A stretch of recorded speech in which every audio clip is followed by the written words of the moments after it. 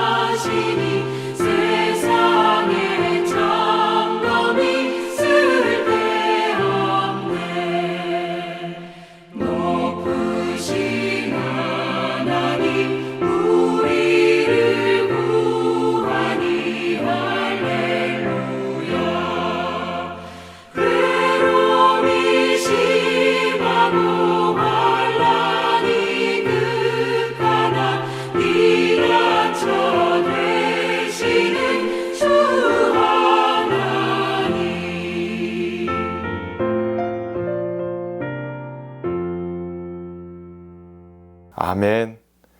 만유의 주 하나님, 우리를 도우시는 줄 믿습니다. 오늘의 말씀 민수기 35장 9절에서 21절까지 봉독하겠습니다. 여호와께서 또 모세에게 말씀하여 이르시되 이스라엘 자손에게 말하여 그들에게 이르라. 너희가 요단강을 건너 가나안 땅에 들어가거든 너희를 위하여 성읍을 도피성으로 정하여 부지 중에 살인한 자가 그리로 피하게 하라. 이는 너희가 복수할 자에게서 도피하는 성을 삼아 살인자가 회중 앞에 서서 판결을 받기까지 죽지 않게 하기 위함이니라.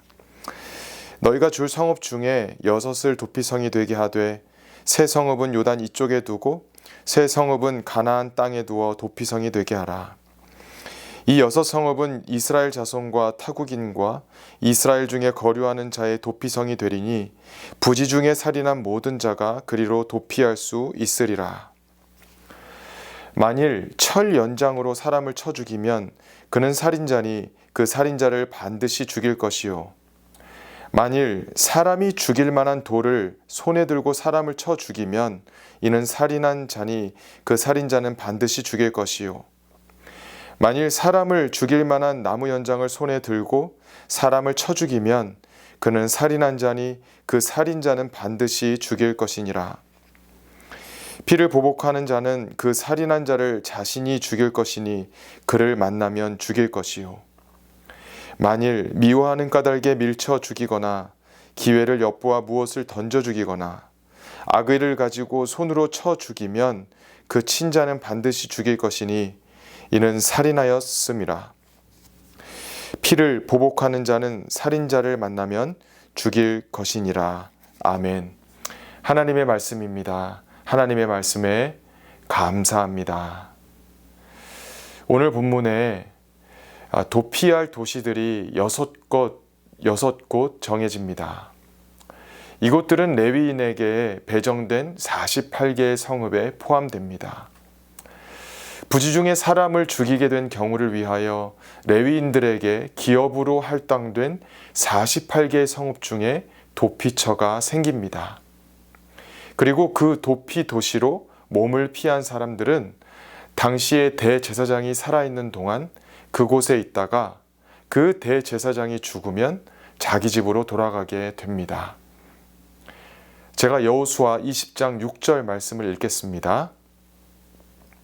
그 살인자는 회중 앞에 서서 재판을 받기까지 또는 그 당시 대제사장이 죽기까지 그 성읍에 거주하다가 그 후에 그 살인자는 그 성읍 곧 자기가 도망하여 나온 자기 성읍 자기 집으로 돌아갈지니라 하라 하시니라. 아멘. 오늘 레위인은 땅을 기업으로 받는 이스라엘 12족속에는 해당이 되지 않기에 각 12지파에서 레위인들이 지낼 성읍들과 목초지들을 주되 땅의 면적이 더 많이 분배받은 족속은 그것에 비례하게 레위인에게 주라고 하나님이 명하셨습니다. 그러므로 도피성이 레위인과 관련되어 있기에 하나님의 율법이라는 상징성을 갖습니다. 레위인들의 성읍에 포함시키고 해당 대제사장의 생존을 기준 삼음으로 이웃 간의 살인이 부지 중에 일어났을 경우 신앙인으로서 지켜야 할 법을 하나님이 제정하셨기에 율법이라고 할 수 있습니다. 도피성 제도는 오늘 말씀을 읽어보시면 알 수 있듯이 부지 중 혹은 의도적인 살인에 대한 분명하고 상세한 상황을 하나님께서 정하심으로써 당시 상황에 맞는 철저한 법입니다. 우리 조국 대한민국에서도 20세기 말에 명동성당이나 사원 등에는 무고하지만 혐의를 받게 된 사람이 피할 수 있는 도피처가 되는 시절도 있었습니다. 실제로 다른 나라의 근대 역사 속에서도 이러한 구약의 도피성 제도의 원리를 실천하여 노예나 난민 혹은 압제당하는 자들을 위한 도피성을 제공해 준 사례들이 있었습니다. 예를 들면 1860년대 미국의 남북 전쟁이 있기 전에 노예들을 위한 도피성입니다. 노예 제도에 대한 논쟁이 주요 원인인 이 전쟁 직전에 노예들이 노예 철폐를 주장하는 북쪽이나 동캐나다로 이동할 수 있는 경로나 거처 등을 제공해준 종교인 무리들이 있었습니다. 이러한 노예 해방과 인권 보호를 위한 네트워크가 구약 시대의 도피성을 종교인들이 근대에 실천한 경우가 됩니다. 또한 구약의 정탐꾼을 숨겨준 기생 라합도 일종의 도피처를 제공한 사례입니다. 여호수아 2장 4절에서 6절을 제가 봉독합니다. 그 여인이 그 두 사람을 이미 숨긴지라 이르되 과연 그 사람들이 내게 왔었으나 그들이 어디에서 왔는지 나는 알지 못하였고 그 사람들이 어두워 성문을 닫을 때쯤 되어 나갔으니 어디로 갔는지 내가 알지 못하나 급히 따라가라 그리하면 그들을 따라잡으리라 하였으나 그가 이미 그들을 이끌고 지붕에 올라가서 그 지붕에 버려놓은 3대에 숨겼더라. 아멘. 이 여인이 이렇게 한 이유는 출애굽을 일으키시며 홍해를 가르셨던 여호와를 그녀가 두려워했기 때문입니다.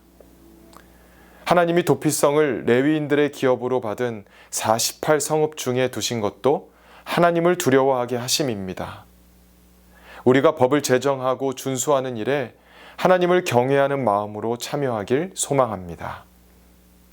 또한 여호와께서 만드신 도피성의 근본은 살인을 저지르는 것을 막고 부지 중에 저지른 살인은 정당한 재판을 받기까지 사형수일지라도 그 인권을 보호하고 고의로 악한 마음을 품고 살인을 저지른 경우에는 반드시 사형에 처함으로 희생자의 인권을 보호하는 것입니다.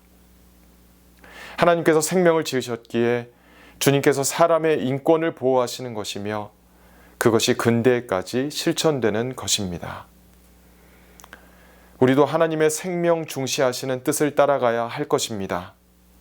또한 도피성의 대표적인 또 다른 근대의 예로는 제2차 세계대전 당시 1941년부터 45년 유대인 및 약자들을 포로 삼아 히틀러가 이끈 나치당이 학살하던 홀로코스트 기간에 특정 사람들과 교회가 유대인을 보호해 준 일, 또는 1980년대의 정치 억압으로부터 도망하는 남미의 난민들을 위한 안전한 항구를 교회가 제공한 일 등이 있습니다. 우리는 현대를 살아가며 부지 중에 혐의를 받고 제대로 된 판결을 받기까지 도움이 필요한 사람을 위해서 어떤 도피성을 마련해주고 있습니까? 안전하고 정확하게 법이 집행되게 하는 것이 도피성의 제정 목적임을 말씀을 통해서 알 수 있습니다. 무조건 살인자를 보호해 주거나 혹은 무조건 죽이기 위해서 오늘 말씀을 하신 것은 아닙니다. 정확한 법이 실행되도록 보호해 주어야 하는 기간이 있다는 것을 말해줍니다. 또한 인류의 역사는 법이라는 이름으로 부정확한데도 불구하고 사람을 감금하고 죽이는 일이 있음을 오늘 말씀을 통해 비춰볼 수 있습니다. 우리 조국의 역사 속에도 억울하게 감금되어 수년, 수십 년을 죄수로 지내다가 무혐의로 풀려나기도 한 사례들이 많이 있습니다. 도피성 6개를 레위인에게 기업으로 주신 그 성읍에 포함되게 하심은 하나님을 두려워하는 마음으로 살인죄를 처리하라는 것입니다. 도피성 밖에서는 도망자들이 보호를 받지 못함도 눈여겨보아야 합니다. 이 말은 법의 준수의 중요성을 의미합니다. 도망자가 보호를 받는 것 또한 법을 지킬 때 가능합니다. 이 원리를 적용해서 우리의 사회나 교회나 어느 기관이든 크고 작은 법들이 하나님을 경외하는 마음으로 무결하게 진행되어야 합니다. 그리고 이 일은 하나님을 섬기는 대표인 제사장들, 즉 우리 그리스도인들이 앞장서서 지킬 의무가 있습니다. 도피성 제도를 만드시며 살인에 대한 법을 분명하게 만드시고 명령하신 하나님을 기억하며 크고 작은 모든 법을 공정하고 분명하게 제정하고 준수하는 일에 앞장서는 시민으로서의 그리스도인이 되시기를 축복합니다. 여호와께서 탁월하고 분명한 법을 제정하신 것처럼 우리도 그러한 법이 유지되고 준수되는 것에 앞장서는 그리스도인이 되어야 합니다. 하나님이 제정하신 율법의 원리를 깨닫고 그 전통이 현대에도 이어지도록 상황에 맞게 변형하여 실천하는 일이 계속되어져야 합니다. 아멘. 기도하시겠습니다. 하나님 아버지, 법을 준수케 하시는 분이 주님이심을 깨닫게 하옵소서. 도피성의 원리를 통해 심판받아야 할 자와 보호를 받아야 할 자에 대한 판정이 현대에도 실현되게 하여 주옵소서. 예수님의 이름으로 기도합니다. 아멘. 축복하길 원합니다. 거룩한 제사장으로서 도피성의 원리로 법을 준수하시기를 축복합니다. 아멘.